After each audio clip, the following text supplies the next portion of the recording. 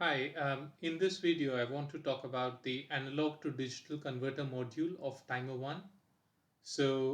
This is a module, as the name suggests, which takes an analog value and converts it into a digital value. And we have looked at uh, analog to digital converters before, right? And if you remember from Medical Instrumentation 1, an ADC basically takes an analog input, converts it into a digital output. This is a slide that I hope that you remember from last year. And so I hope that you remember this slide as well. So what does an analog to digital conversion involve? Two things, right? One is sampling. So sampling is basically taking some points of the signal on the time domain. So you cannot take all the values at all the time instance. So you take points at certain time instance and not all the points. And the spacing between two samples is called the sampling time. And of course, corresponding to that, you have the sampling frequency. And we have a condition for sampling frequency called the Nyquist criterion, which I hope you remember. Uh, so that's one thing that we want to do when we want to convert from analog to digital domain. You want to sample a signal, but after sampling, you also want to quantize a signal. And by quantization, we mean we take some values on the analog domain. So we take values from 0 to 0.625 in this example and assign it to the digital value 000. Similarly, from let's say the range from 1.875 to 2.45 volts, we give to 011 and so on. So two processes are involved in analog digital conversion. One is the sampling and another is quantization.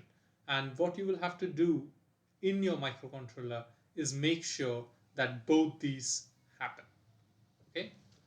Uh, so uh, we will study this a little bit later.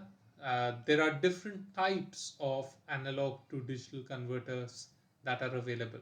So there is the flash ADC and there is something called a successive approximation ADC. Don't worry about it right now. I'm just mentioning it so that it kind of sticks in your mind somewhere.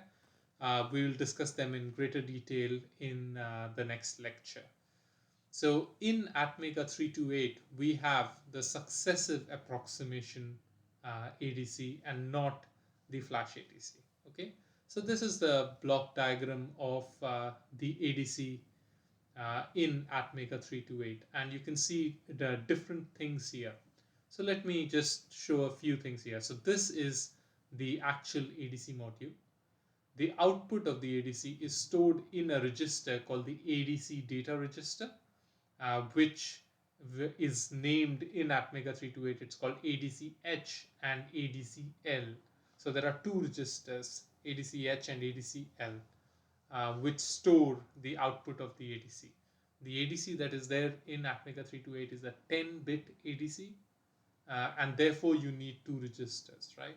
If you remember, in the previous lectures, we said ATmega 328 is a 8-bit register, which means the length is 8 bits. So if you want to store a 10-bit value, you require at least two register locations, and that's what is denoted by ADC-H and ADC-L.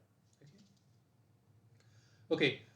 Also, in ATmega 328, there are various pins that can be used. Okay, ADC 0, 1, 2, and so on. All these pins can be used as the analog input. Maybe separately, or maybe at the same time, you're giving 8 analog inputs and you want to uh, convert them into digital. You could do that. Okay, and there is this ADC multiplexer select, which basically selects which of these inputs is going to be converted by the ADC. It also selects what is the reference to your ADC. Again, if you remember your analog to digital converter lessons, there is a reference involved in the conversion. And if you don't remember, don't worry, we will come back to it in the next lecture. Uh, and then there are settings of the ADC that we set using the ADC control and status register. And one of those settings is the prescaler, because this ADC also requires a clock, just like the timer module requires a clock. And the prescaler basically divides the system clock into different frequencies to be used. Okay, so let's just look at each one of them in a little bit more detail, and probably just as a repetition of what I have already said. So how do you start a conversion in the ADC module? So don't worry about all the nomenclature that is here. Uh, one of the things that you can remember is there is a register bit called ADSC, which stands for Analog to Digital Converter Start Conversion, or Analog to Digital Start Conversion. So if you make it 1, the conversion starts, right? So an analog value is already coming. You have set up the ADC, and now you want to say, ADC, now take this analog value and convert it. Okay, so ADSC is the command that you will use to do that. Okay, okay. So let's. So we talked about the prescaler. So the ADC prescaler is a 7-bit prescaler, and depending on what you select using these 3 register bits, your clock source can be divided by 2, 4, 8, 16, 32, 64, or 128.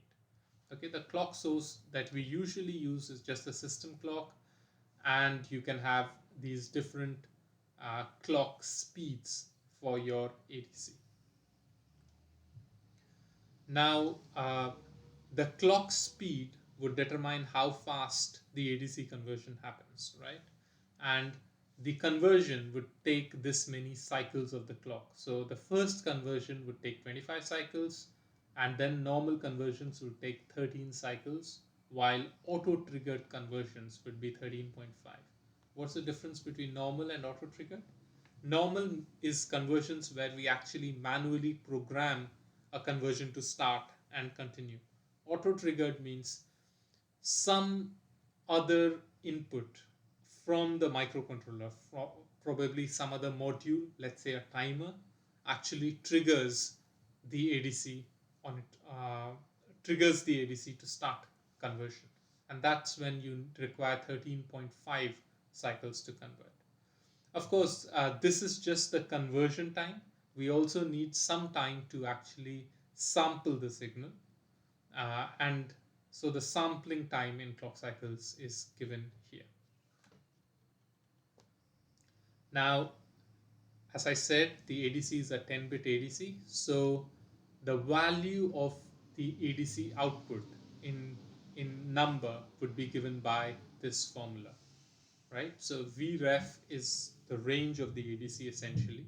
So in our examples that we took in Medical Instrumentation 1, the range was 5 volts. So 5 volts, 1024 values actually divide 5 volts times Vn would give you what the ADC would output.